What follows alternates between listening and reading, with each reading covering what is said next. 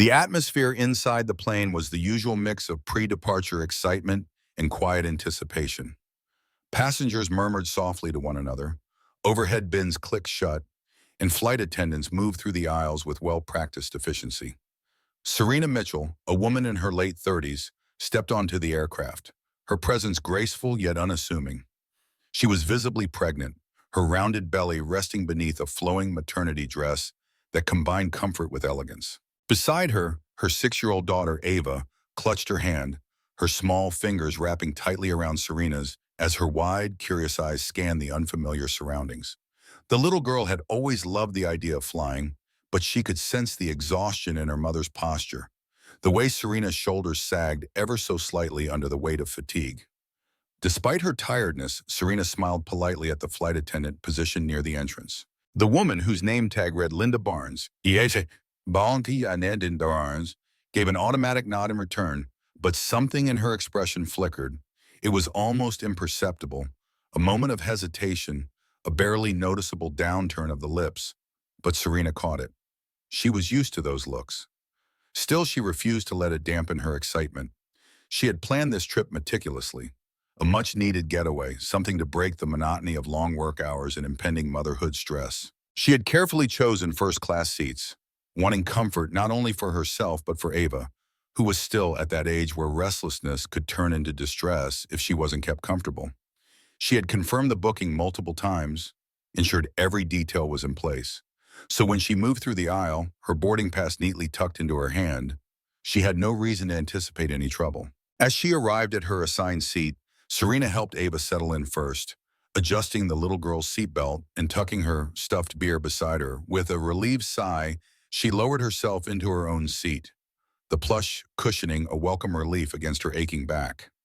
She let her eyes flutter shut for a brief moment, exhaling slowly, willing the exhaustion to fade. It was then that she felt it, the prickle of an unwelcome gaze. Serena opened her eyes to see Linda standing just a few feet away, her expression tight, unreadable. There was a pause as if the flight attendant were debating something internally before stepping closer. "Excuse me, ma'am." Linda's voice was polite, but there was an underlying tension in her tone, as though she had already decided the outcome of this interaction. "May I see your boarding pass?" Surprised but not immediately alarmed, Serena reached into her bag and retrieved the pass, handing it over without question. "Sure," she said evenly. Linda took it, scanning the details with a careful, almost too thorough scrutiny. The furrow of her brow deepened. "This is for first class?" she asked, her tone carefully neutral, but Serena could hear the implied doubt beneath the words. Serena's fingers curled slightly, her stomach twisting with an old, familiar frustration. "Yes," she replied, keeping her voice steady. "That's correct." Linda pressed her lips into a thin line before handing the pass back, her movements clipped. She turned without another word and strode toward the front galley, where another flight attendant was waiting. The two exchanged hushed whispers, and though Serena couldn't hear them, she felt the weight of their glances. A part of her wanted to ignore it, to pretend this wasn't happening, that she was imagining the growing unease in the pit of her stomach. She had faced moments like this before, subtle, unspoken accusations wrapped in polite smiles, the kind that left you questioning whether you were imagining things, whether you were being too sensitive, too reactive. But then Linda returned, and this time there was no mistaking the shift in her demeanor. "Ma'am, I need you to come with me for a moment," Linda said, her tone losing the forced warmth from before. Serena frowned, confusion flickering across her face. "Is there a problem?" she asked, her voice careful but firm. Linda didn't answer directly. "We just need to verify something with your booking," she said, glancing at Ava for the briefest moment before adding, "Please bring your belongings." Passengers nearby had begun to glance over, their curiosity piqued by the sudden shift in the flight's usual rhythm. Serena felt her daughter's small fingers clutching at the sleeve of her dress. "Mommy?" Ava whispered, her voice tinged with uncertainty. Serena crouched slightly, forcing a small, reassuring smile onto her face. "It's okay, sweetheart. Just stay here for a moment." She kissed Ava's forehead before standing again, her movements deliberate as she retrieved her bag. As she followed Linda toward the front of the plane, the weight of the moment pressed down on her. The murmurs from passengers, the way eyes trailed after her, the growing knot in her stomach that whispered that this wasn't just about verifying a booking, This was about something else. When they stopped near the galley, just before the curtain that separated first class from the rest of the plane, Linda folded her arms. "There seems to be an issue with your seat," she said, her tone more authoritative now. "I believe this seat might have been assigned in error." Serena felt a sharp pulse of irritation cut through her chest. "That's impossible," she said. "I booked these seats weeks ago, and they were confirmed. There's no mistake." Linda's lips thinned. "I'll need to confirm that with the gate staff. For now, I need you to wait here." Serena's jaw tightened, but she refused to let the anger bubbling inside her show. Instead, she met Linda's gaze, steady and unwavering. "I'd like an explanation," she said, her voice carrying the quiet strength of someone who had been here before, who had endured these microaggressions time and time again. Linda didn't answer. Instead, she disappeared behind the curtain, leaving Serena standing there, alone, her heart pounding in her chest. As the minutes stretched on, she exhaled slowly, forcing herself to remain calm. But inside, her mind was racing, turning over the truth she had known the moment she had first caught Linda's lingering stare. It wasn't about her ticket. It wasn't about her booking. It was about the fact that Linda Barnes had looked at her and decided, without reason, without evidence, that she didn't belong. And that realization was far more exhausting than any flight ever could be. Serena stood near the galley, her heart pounding in her chest as she watched Linda Barnes disappear behind the curtain. The murmurs of the first-class passengers felt like distant echoes, a low hum of judgment and curiosity pressing down on her like an invisible weight. She clutched her small carry-on, her fingers tightening around the strap. Every second stretched unbearably long, each breath measured, controlled, because that's what she had learned to do, to stay composed, to stay patient, to stay calm, even when the world tried to strip her dignity away. But then the curtain fluttered open, and what stepped through made her breath hitch. Two uniformed police officers entered the cabin, their presence an immediate disruption to the carefully curated luxury of first class. Their navy blue uniforms stood out starkly against the soft, cream-colored interior of the plane. And as soon as they appeared, a hush fell over the passengers. Phones slipped into hands, eyes widened. Whispers built like an approaching storm. Serena's stomach lurched. She had done nothing wrong. She knew it. Linda knew it. But that didn't seem to matter. One of the officers, a tall man with sharp features and a no-nonsense expression, stepped toward her, while the second, a woman with dark hair tied into a tight bun, positioned herself slightly behind him. The movement was practiced, precise, something that had been done 100 times before. "Ma'am, we've been informed that there is an issue with your seat," the male officer said, his voice calm, measured. "Could you please provide us with your boarding pass?" Serena's fingers curled around the pass she had already presented twice before. A hot wave of indignation surged inside her, but she swallowed it down. There was no space for anger here, no room for defiance. Not now. She couldn't afford to be perceived as anything other than compliant. So she took a slow breath and handed it over. "I've already shown this to the flight attendant," she said evenly. "My seat is valid. There's no issue." The officer studied the ticket for a moment, his brow furrowing slightly. He glanced toward Linda, who stood to the side, arms crossed, her posture stiff with something that looked an awful lot like nervousness. "This does appear to be valid," the officer said, his tone shifting slightly. His gaze flicked back to Serena.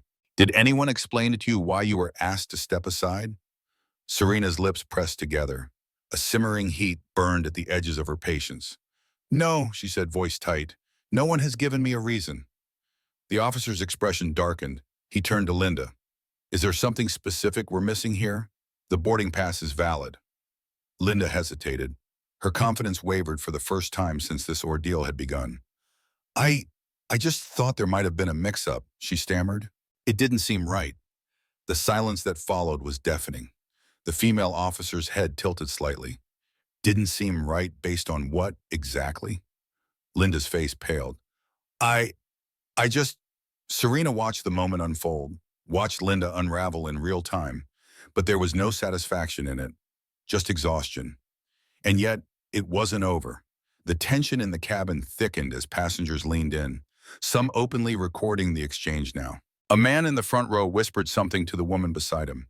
A few seats down, another passenger murmured, "This is ridiculous." The officer exhaled through his nose, his patience thinning. He turned back to Serena, his voice carrying a different tone now. Ma'am, I apologize for the inconvenience. You're free to return to your seat. Serena's chest rose with a slow breath.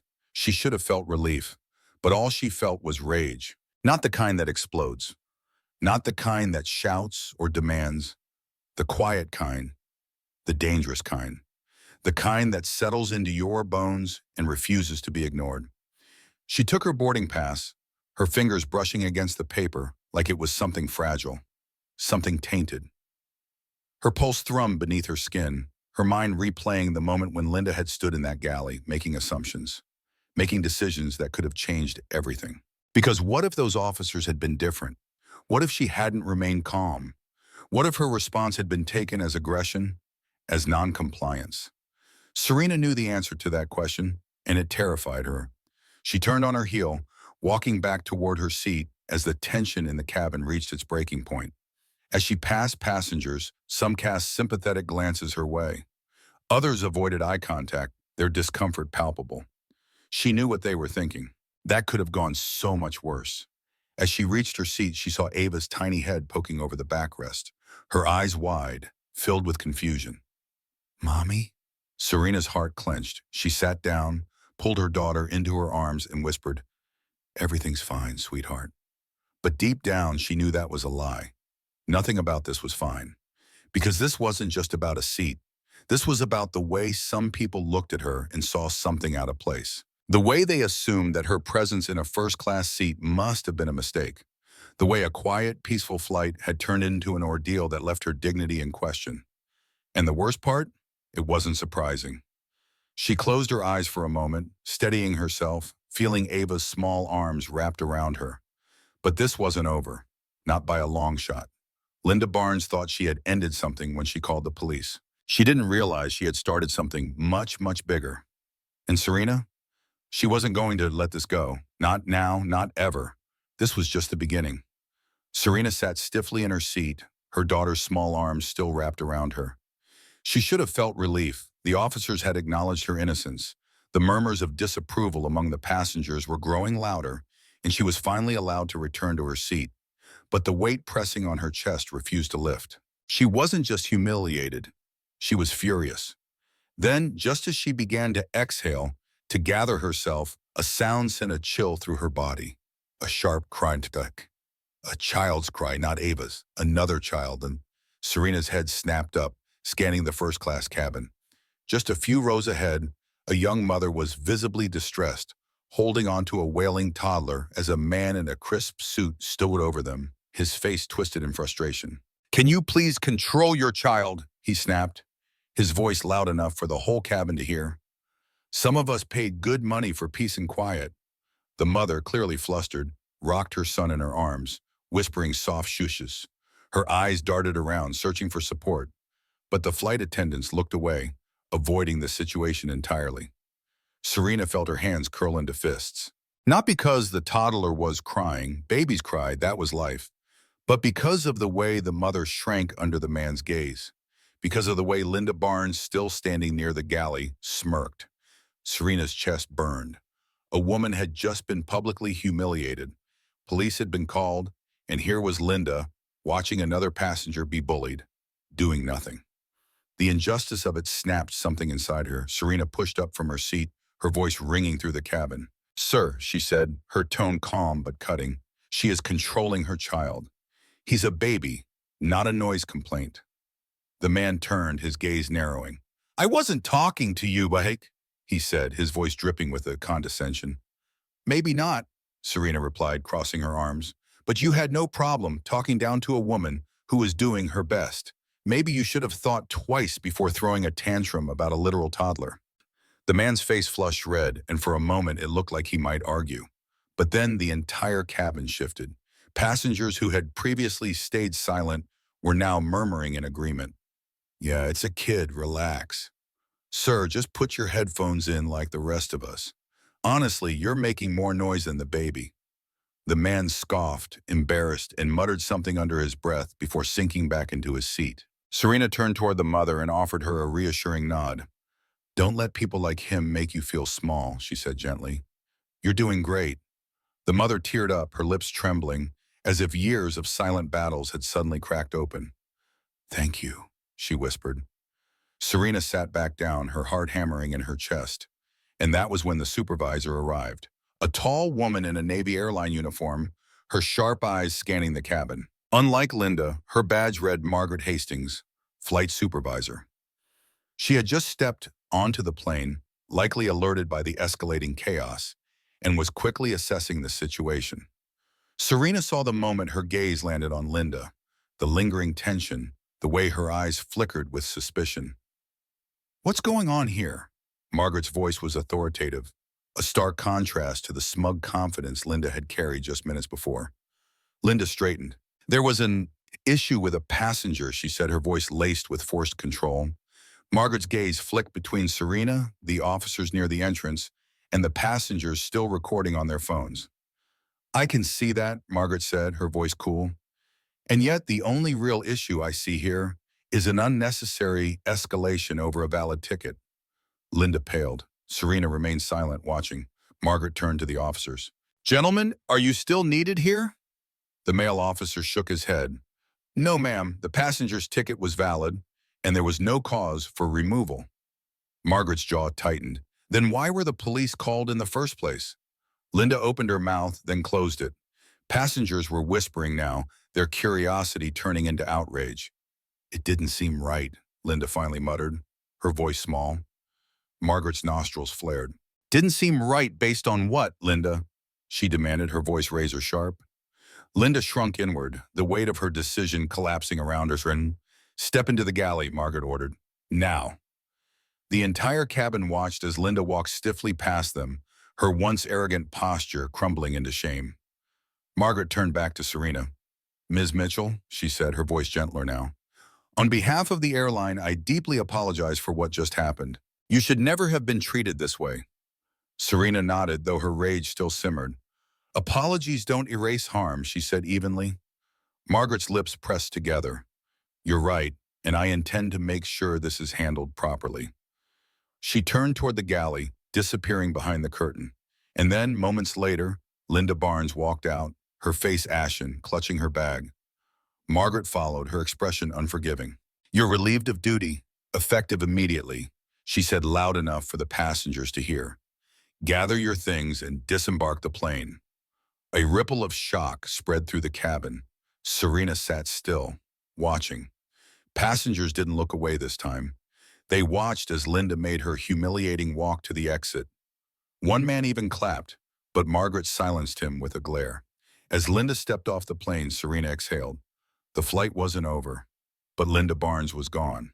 And for the first time since stepping onto this plane, Serena felt like she could breathe. The airplane had finally settled into a tense quiet, but the storm outside of it was just beginning. Serena sat in her seat, her hands resting over her growing belly, her mind still racing. She had endured indignity, humiliation, and the silent, unspoken assumptions of others, but this was different. This time, she wasn't just a passenger trying to get through a flight. She was a woman who had been unjustly targeted in front of dozens of witnesses, her child, and now the world. Because what Linda Barnes had failed to realize was that she wasn't operating in silence. Phones had been recording. People had been watching. And in the digital age, silence doesn't exist. Stories don't just fade away. They ignite. Somewhere in the back of the plane, a young man in a baseball cap sat hunched over his phone, his fingers moving quickly as he uploaded a video to his social media account. His caption was simple but piercing. "Airline flight attendant calls the police on a pregnant woman for existing in first class. We see you." Within minutes, the video began to spread. Passengers had filmed the moment Serena was questioned, the moment the police were called, the moment Linda had hesitated when asked why she had assumed Serena didn't belong. The truth was laid bare, and people weren't just watching it, they were feeling it.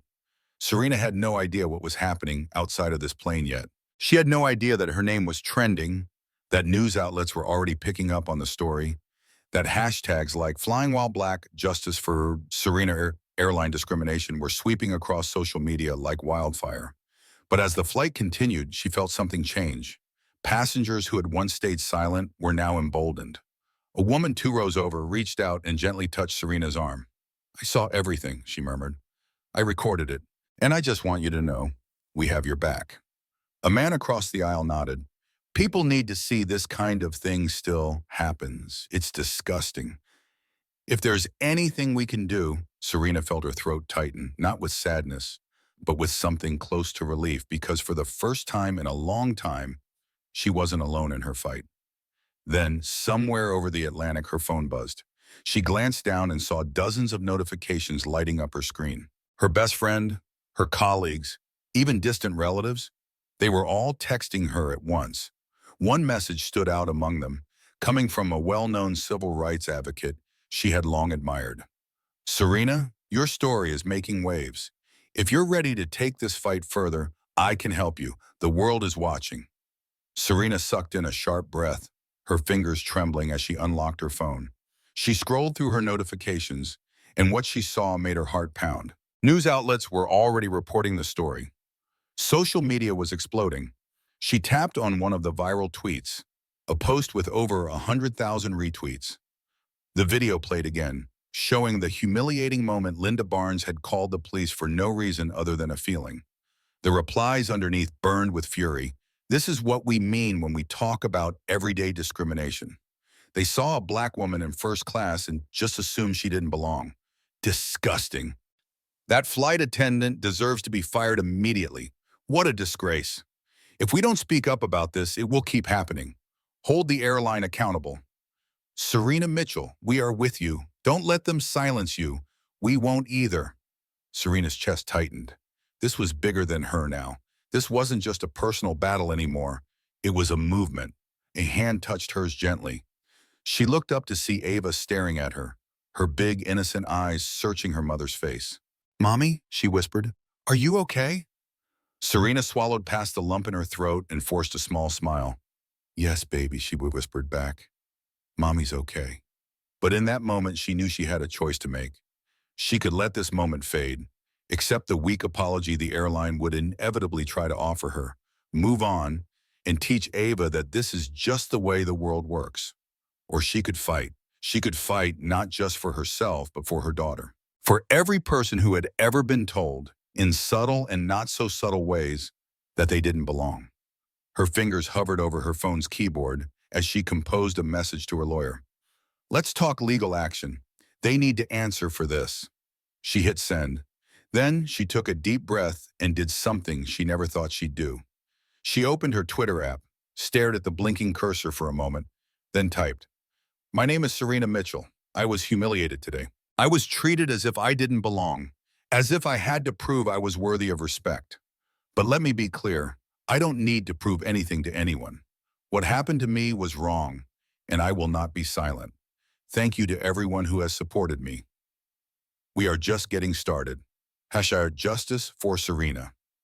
She hesitated only for a second before pressing post. The tweet exploded almost instantly, the likes and retweets climbing so quickly that it made her dizzy. Messages poured in from celebrities, activists, lawyers, and everyday people who had faced similar discrimination. People weren't just angry, they were rallying behind her. And Serena knew in that moment that Linda Barnes had made a grave mistake, because by trying to make Serena invisible, she had instead made her impossible to ignore. She turned her gaze to the window, watching the clouds roll by as the plane continued its journey. She had no idea what would come next. She had no idea how far this would go, but she knew one thing for certain. This fight was far from over, and she was ready for it. Naomi's hands shook slightly as she sat at her kitchen table, staring at the document in front of her. The formal complaint she had drafted against the airline was now complete. Every word, every sentence had been carefully constructed with one singular purpose: to make sure this never happened again. Not just to her, but to anyone else who had been treated unfairly, humiliated, or made to feel less than they were simply because of who they were. She had gathered every scrap of evidence, the video clips, the witness statements, the official reports, and the text messages of support from people who had witnessed the events. But even as the weight of her actions bore down on her, Naomi felt a flicker of doubt. This was a battle, not a war. What if nothing changed? What if the airline just brushed it all aside with a hollow apology and a promise to do better? Naomi thought about her daughter sleeping soundly in her room. How would she explain this to her when she got older? How could she teach Ava that the world could be better, that people could be better, if she didn't take this moment to show her what it meant to stand up? The fight was personal now. It wasn't just about the injustice she had suffered. It was about something far bigger. It was about the systemic prejudice that still lingered in the world, the quiet discrimination that often went unnoticed. It was about the stories of countless others who had been treated unfairly, who had been told in subtle and overt ways that they didn't belong. Naomi knew she couldn't let that continue. She wouldn't let that continue. After the incident on the plane, Naomi didn't just sit back and wait. She reached out. She made phone calls, sent emails, and gathered the best legal minds and civil rights advocates she could find. She wasn't alone in this fight, and she wasn't going to let the airline believe for 1 second that they could silence her with empty promises. Naomi's legal team helped craft the formal complaint that demanded not just answers, but action. It called for sensitivity training, a complete overhaul of the airline's policies on discrimination, and a transparent process for dealing with passengers' grievances. There could be no more blind spots in how the company operated. There could be no more room for mistakes that cost people their dignity. The complaint didn't stop there. Naomi and her team pushed for the creation of a third-party oversight committee, someone independent to monitor whether the changes were truly implemented, or if the airline was just paying lip service to appease the public's anger. This wasn't just about a few policy changes. This was about transforming the culture of the company, about holding them accountable for their actions and demanding that they treat all passengers with the respect and dignity they deserve. Every step of this process felt like a battle in and of itself, but it was a battle she was ready to win.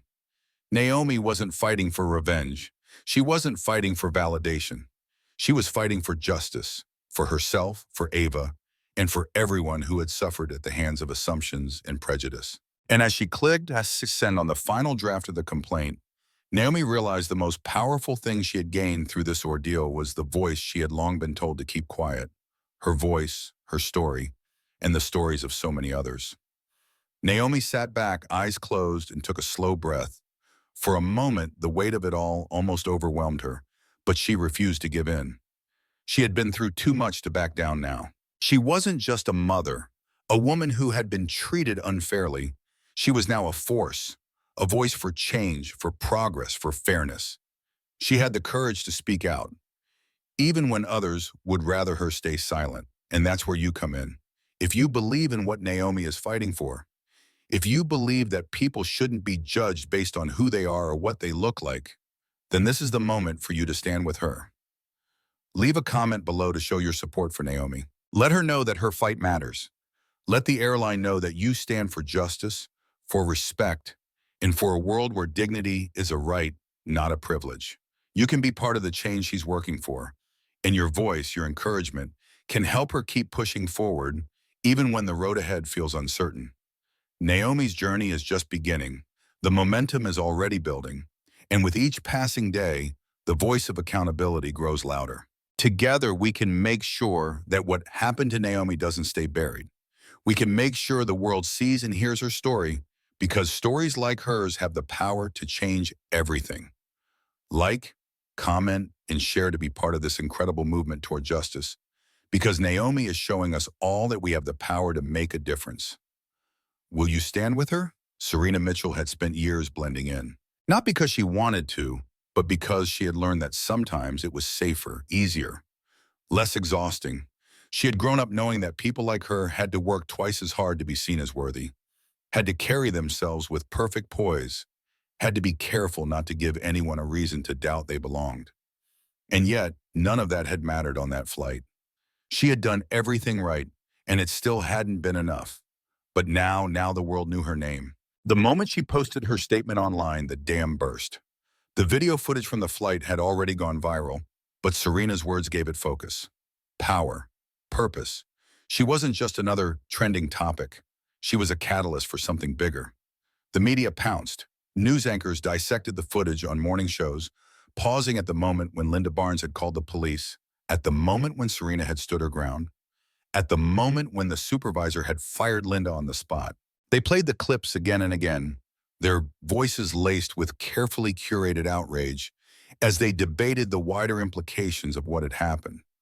What we're seeing here is an undeniable example of racial and class-based bias in action, one commentator said, shaking her head. The fact that this woman, a paying first-class passenger, had to justify her own existence while other passengers sat comfortably in their seats is appalling. And let's not forget, the airline only acted after people started recording. What would have happened if no one had? That question echoed across social media, television screens, and editorial columns. What would have happened if no one had recorded? Would she have been forcibly removed? Would her 6-year-old daughter have been forced to watch her mother be dragged off a plane for no reason? Would she have been labeled unruly, combative, disruptive? Words that had been used too many times to turn innocent people into threats? The question burned in the public's mind, and as the media dug deeper, they found more. Passengers from other flights began sharing their own experiences, stories of being questioned, profiled, humiliated, assumed to be less than they were. A young black man posted about how he had once been asked to prove he wasn't a flight risk simply because he had booked a one-way first-class ticket.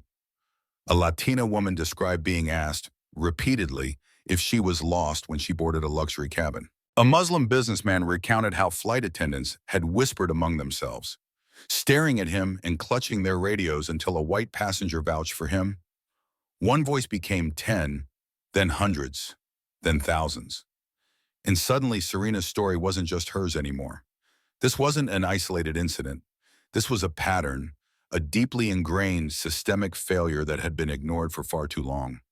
And now it was impossible to ignore. Even celebrities were speaking out. Award-winning actors, musicians, authors, they all amplified the conversation, retweeting Serena's post, demanding action. A famous director even announced that he was boycotting the airline until they proved real changes were being made. The pressure was relentless, and the airline was cracking. At first, they tried damage control. They issued a stiff corporate apology, full of vague promises and empty reassurances. They claimed they were conducting a thorough internal review, that they were committed to learning from this incident. It didn't work. People weren't interested in words. They wanted accountability, and so did Serena. So when CNN, NBC, and the New York Times reached out for interviews, she didn't hesitate. She sat in front of cameras, her posture straight, her voice calm but unyielding. "I didn't want this attention," she admitted in one interview. "But if this is what it takes to force real change, then I'll take every interview. I'll share my story as many times as it takes, and I will not stop until something is done." She made her demands clear. Mandatory bias training for all airline employees, including flight attendants, gate agents, and executives. A clear and public anti-discrimination policy with severe consequences for employees who racially profile passengers. A third-party oversight committee to investigate complaints fairly and transparently. And most importantly, she wanted the airline to acknowledge that this wasn't a single mistake. It was a symptom of a much bigger problem. The interview aired in prime time, and by the next morning, the airline's stock prices had dipped. Investors weren't happy. Executives were panicking. And finally, the airline made a move. The CEO, who had originally ignored Serena's emails, reached out personally. "Ms. Mitchell, we'd like to discuss how we can make this right." Serena smirked when she saw the email. Now they wanted to listen. Now that the world wasn't letting them look away. She typed back a simple response. "I'd be happy to discuss, but understand this. I don't want an apology. I want reform. I want action, and I want it now." She hit send, then sat back watching the city skyline through her office window. She had never expected to be here. She had never asked for this fight. But she was in it now, and she was going to win. What do you think? Should Serena demand even more from the airline? Should she take legal action next? Drop a comment below, and let's keep this conversation going. Serena sat in the back seat of the black sedan, her phone vibrating relentlessly in her lap. The city lights blurred past her window, but she wasn't paying attention to them. Instead, her eyes were fixed on the email sitting at the top of her inbox, the one with the airline's logo stamped in the header, the subject line reading. She exhaled slowly. This was it. The airline had ignored her at first. They had hoped the firestorm would die down, that the news cycle would shift to the next big scandal, that people would move on like they always did. They were wrong. Instead of fading, the outrage had grown. The petition demanding industry-wide policy changes had surpassed 500,000 signatures. Passengers from other airlines had begun sharing their own stories of racial and class discrimination. The airline stocks had taken a noticeable hit, and now they were scrambling. Serena felt the weight of it pressing down on her chest, the sheer magnitude of what she had accidentally started. She hadn't planned to become the face of change, hadn't expected her voice to carry beyond that one awful flight. But here she was, on her way to a boardroom filled with powerful executives who suddenly wanted to hear what she had to say. A hand touched her wrist gently. "Mommy?" Ava's small voice pulled her from her thoughts. The little girl sat beside her, curled up with her stuffed bear. "Are we going to your work?" Serena softened, brushing a curl from her daughter's forehead. "Kind of, sweetheart. I have a meeting." "With the mean people?" Serena blinked, caught off guard. She had been careful about what she said around Ava, but children understood more than they let on. "Some of them, yes," she admitted, "but I'm going to make sure they listen this time." Ava nodded solemnly as if her mother had just accepted a royal mission, and in a way she had. The boardroom was a sea of stiff suits and cautious smiles when she walked in. At the head of the table sat Richard Hale, the airline's CEO, his carefully composed expression betrayed by the tension in his jawline. "Miss Mitchell," he greeted, standing to shake her hand. "Thank you for coming." Serena met his gaze, her grip firm, unwavering. "I wasn't going to miss this," she said smoothly, lowering herself into the chair they had reserved for her. She could feel their discomfort, the weight of their corporate guilt, the realization that they had allowed bias to thrive in their workforce, unchecked. They wanted to make it go away. She wanted to make it change. "Let's not waste time," Serena said, placing a folder on the table. "I know you've launched an internal review. I know you're implementing new training programs. But that's not enough." One of the senior executives cleared his throat. "We understand your concerns, Miss Mitchell, and we're committed to learning from this. We'd like to discuss potential solutions." Serena cut him off, her voice cool but commanding. "Good, because I have a list of what needs to happen next." She slid the folder toward Richard Hale. "First, I want mandatory anti-bias training for every employee, from flight attendants to board members. Not a one-time session, but a continuous program that's enforced, tracked, and evaluated." A few executives shifted uncomfortably in their seats. "Second," she continued, "there needs to be a third-party oversight committee to review discrimination complaints. No more internal investigations that lead to employees getting a slap on the wrist. Transparency is the only way to rebuild trust." The executives exchanged glances, whispers passing between them like a silent debate. Serena wasn't done. "Third, passengers need a direct line to report discrimination, without fear of being ignored or retaliated against. This can't just be about your employees. It has to be about the way you treat your customers." Silence. And then Hale sighed, rubbing a hand over his face. "Ms. Mitchell," his voice was careful, almost reluctant, "you're asking for sweeping changes. These things take time." Serena leaned forward, her eyes blazing with conviction. "I didn't ask to be humiliated in front of my daughter. I didn't ask to have the police called on me because of an assumption. And I sure as hell didn't ask to be the reason your airline is now fighting to save its reputation." Hale had no response to that. Serena pressed on. "If you're serious about change, you'll prove it. Not with words, but with action." She could feel the room tilting in her favor. The executives who had initially dismissed her were now leaning in, listening. Because Serena wasn't just asking, she was demanding, and they knew she wasn't backing down. After an hour of negotiations, Serena walked out of that boardroom with something real. A written commitment from the airline to implement policy reforms, including mandatory bias training every 6 months, an independent review board for discrimination complaints, a direct passenger reporting system for incidents, zero-tolerance policy for racial profiling by airline staff. And perhaps the most important victory of all, Serena had secured a seat on the airline's new advisory board, where she would oversee these changes personally. She stepped outside, the cool air hitting her face as she pulled her phone from her bag. She typed quickly, her hands still shaking with adrenaline. I walked into that boardroom today not just for myself, but for every person who has ever been made to feel like they don't belong. The airline has agreed to real policy changes, but this fight isn't over. We keep pushing, we keep demanding. This is how change begins. She hit post. Within seconds, her notifications exploded. Serena, you are a force.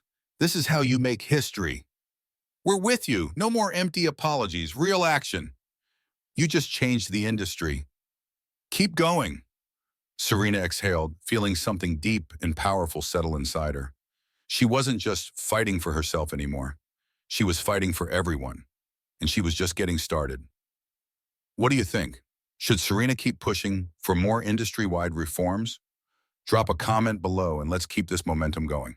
The world outside Linda Blake's apartment had never felt so small. For the past week, she had barely left the confines of her dimly lit living room, the curtains drawn shut, her phone turned face down on the coffee table, vibrating with relentless notifications. But she didn't need to look at them. She already knew what they said. The internet had not been kind. She had gone from being just another airline employee to the face of discrimination, her name plastered across headlines, her actions dissected by millions of strangers who had seen the footage, read the accounts, and formed their own judgments of her. Linda Blake, the flight attendant who called the police on a pregnant woman for no reason. That was how they saw her now, and maybe that's exactly what she deserved. Her employer hadn't wasted time in terminating her contract, issuing a public statement condemning her actions, insisting that she did not represent the airline's values. They had cut ties with her swiftly, as if hoping that sacrificing her would cleanse them of their own deeper failures. But it didn't stop there. The public wanted more. They wanted her erased. She had been doxxed. Her personal information leaked online. Angry messages flooded her email, her phone. People found her home address, sent her threats. Strangers told her that she was a disgrace, that she was everything wrong with society, that she should never work again. Even her family had distanced themselves. Her sister's voice over the phone had been cold, almost unrecognizable. Linda, I can't defend you. I won't. What you did was wrong, and now you have to live with it. Linda hadn't argued, because deep down she knew it was true. She hadn't meant to be cruel. She hadn't thought she was doing something wrong, but that was the problem, wasn't it? She had made an assumption. She had acted without thinking, letting whatever unconscious biases lived inside her dictate her response. And now she was paying for it. Her stomach churned as she sat at her laptop, staring at the email draft she had rewritten over a dozen times to Serena Mitchell. Subject, my apology. She had thought about calling, but she knew Serena wouldn't answer. She had thought about showing up in person, but that would be selfish, forcing her presence on the woman she had humiliated. So she settled on this. Her fingers hovered over the keyboard. Then finally she started to type. Dear Ms. Mitchell, I don't expect you to forgive me. I don't even expect you to respond, but I need to say this anyway. I was wrong. What I did to you on that flight was inexcusable, and I take full responsibility. I allowed my assumptions to guide my actions, and in doing so, I caused you humiliation, distress, and pain that you should have never had to endure. I failed, not just as a flight attendant, but as a person. I have spent the past week questioning everything I thought I knew about myself. I've had to face the fact that I wasn't the person I believed I was, that I had blind spots, that I had let prejudice slip into my actions, even when I thought I was just doing my job. And the truth is, I didn't see you as a passenger that day. I saw you as someone who didn't belong, and that is something I will have to live with for the rest of my life. Since that day, I have lost my job. I have lost the respect of my peers. I have lost my own sense of who I am. But none of that compares to what I took from you in that moment. Your dignity, your peace of mind, the ability to sit in a seat you rightfully paid for without feeling like you had to prove yourself. I am not writing this email to ask for sympathy. I don't deserve it. I am writing because I want you to know that I am trying to be better. I have enrolled in implicit bias training.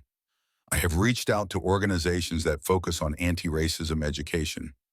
I am doing everything in my power to make sure that I never allow myself to act this way again. I know that my apology does not erase what happened, but I needed you to know that I see my mistake, that I see you. I am deeply, deeply sorry, Linda Blake.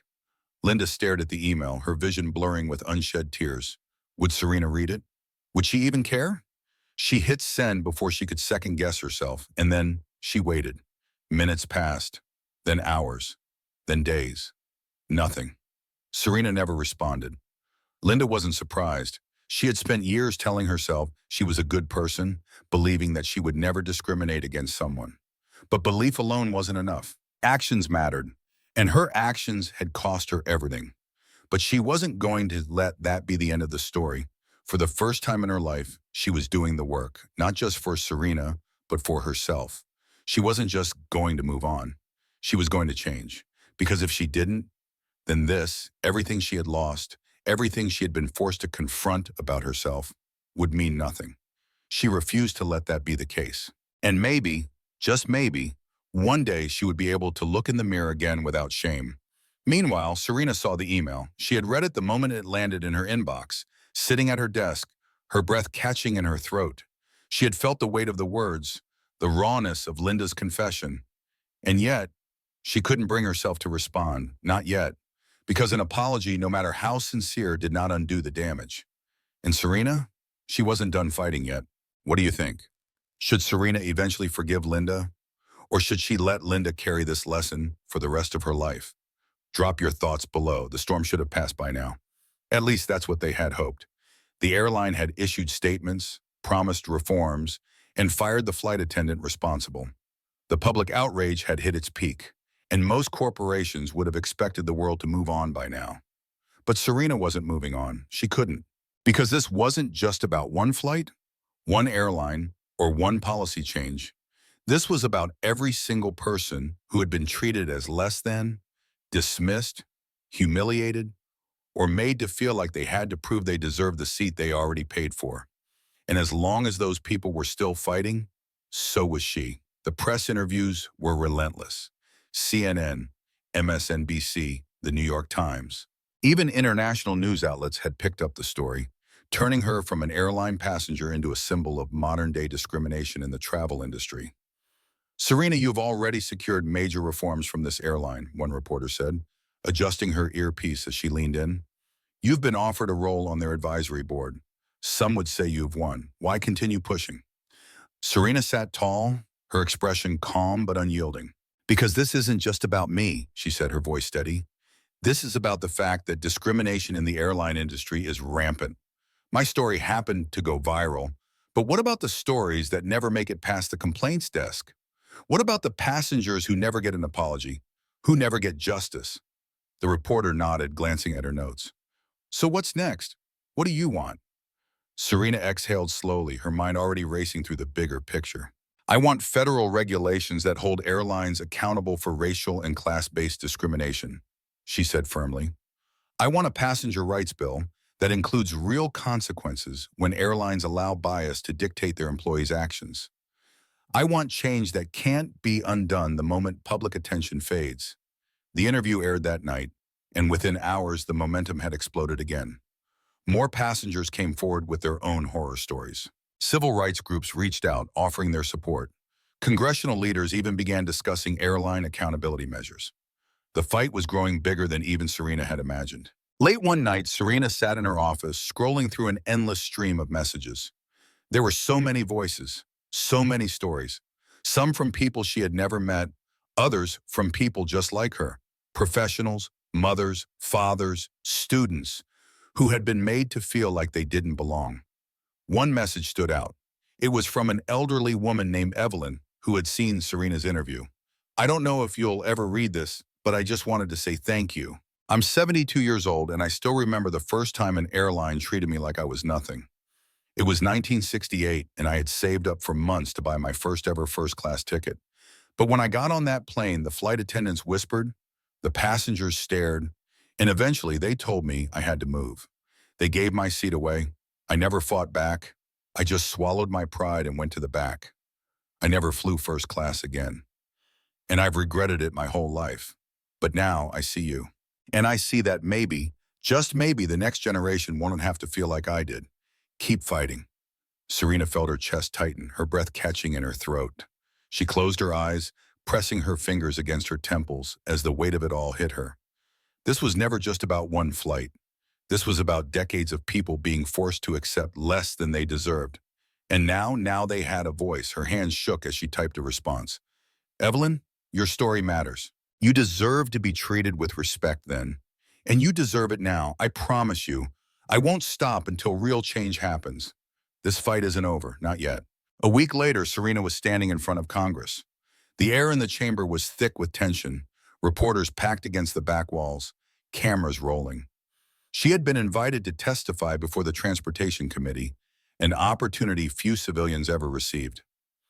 It wasn't just a meeting, it was a moment. She looked at the men and women sitting before her, many of them twice her age, many of them living in a world where they still refused to see what was right in front of them. She took a breath. Then she spoke. My name is Serena Mitchell, she said, her voice strong, clear, unwavering. I was humiliated on a flight for no reason other than a flight attendant's assumption that I didn't belong in first class. I had a valid ticket, I had done nothing wrong, and yet I had to fight to simply exist in a space I had every right to be in. She let the words settle, then she leaned forward. But I'm not here just to talk about what happened to me, she continued. I'm here to talk about what happens to thousands of people every year, people who are racially profiled, judged, and dismissed simply because of who they are and how they look. A murmur rippled through the room. Serena didn't stop. We can't just rely on viral moments to force change, she said. We need laws. We need clear policies that hold airlines accountable when their employees allow bias to dictate how they treat passengers. We need transparency in how complaints are handled, and we need real consequences for discrimination. She locked eyes with the committee members. I'm here today to ask you, what will you do about it? By the time she walked out of the chamber, the air was electric. Reporters shouted questions, cameras flashed, but Serena kept her head high, her steps steady. She had planted the seed. Now it was up to them whether they let it grow or ignored it until the next viral moment forced them to care again.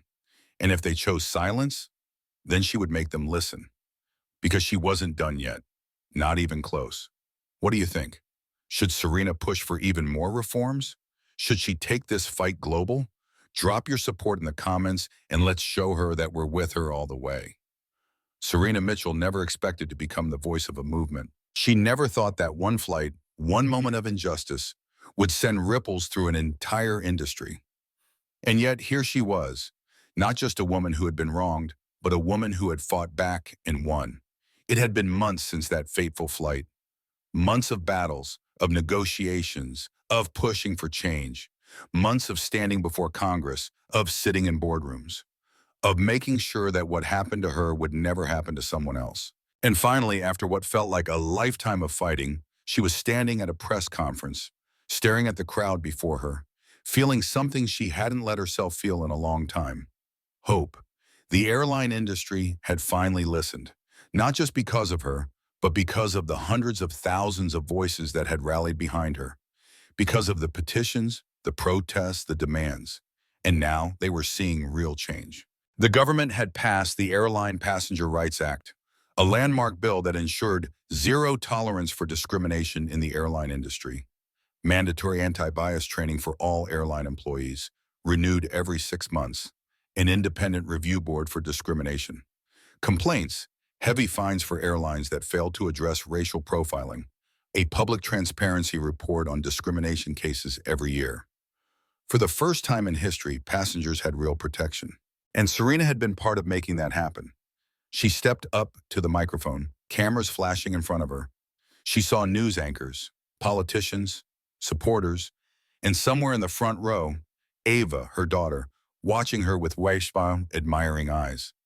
Serena smiled, exhaling a breath that carried months of exhaustion, relief, and triumph. This fight started because I was humiliated, she began, her voice steady, strong. But it didn't end with me. It ended with all of us together demanding something better.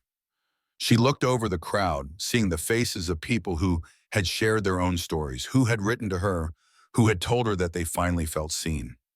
I stood before Congress and asked them a simple question. What will you do about it? And today we have our answer. Today we have real enforceable policies that protect passengers from discrimination. And that's because of you. Everyone who refused to let this moment fade away. The crowd erupted into applause, cheers ringing out through the city square. But Serena wasn't finished. She turned toward the reporters, toward the world watching. But let me be clear, this is not the end. This is just the beginning. Later that evening, as the sun dipped below the horizon, Serena sat in her office, watching Ava play with her stuffed bear on the couch. Her phone buzzed, a message from Evelyn, the elderly woman who had written to her about her own experience decades ago. Serena opened it, her heart swelling as she read the words, "You did it. You made sure no one else will have to swallow their pride the way I did. Thank you, Serena. You made history." Tears pricked at the corners of her eyes. She had made history. She had changed something. And maybe, just maybe, the world was a little bit better because of it. As she closed her laptop for the night, she turned to Ava, who had been watching her quietly. "Mommy?"